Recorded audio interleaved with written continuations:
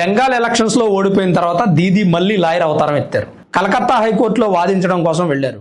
అయితే ఆమెకి అక్కడ నిరసన శాఖ తగిలింది. పిస్సి చోర్ బైపోచోర్, పిస్సి చోర్ బైపోచోర్ అని అక్కడున్న వాళ్ళంతా కూడా ఆమెను చూస్తూ నినాదాలు చేశారు. దాని అర్థం ఏంటంటే అత్త దొంగ, అల్లుడు దొంగ. అత్త మమతా బెనర్జీ, అల్లుడు అభిషేక్ బెనర్జీ.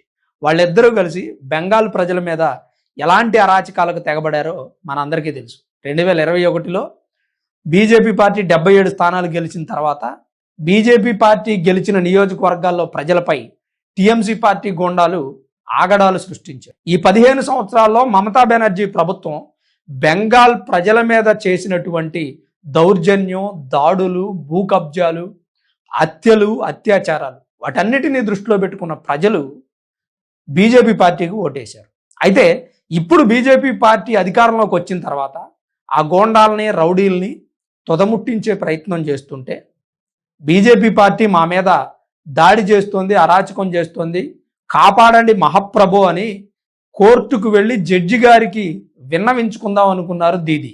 కానీ ఆమె బార్ కౌన్సిల్లో రిజిస్టర్ అయి ఉన్నారా, ఉంటే ప్రతి సంవత్సరం రెన్యువల్ చేసుకుంటున్నారా లేదా, అలా రెన్యువల్ చేస్తే మాత్రమే మీరు జడ్జి గారి ముందు వాదించడానికి అర్హులు, లేదంటే అనర్హులు. నాన్ ప్రాక్టీసింగ్ అడ్వకేట్గా మీరు పరిగణించబడతారు.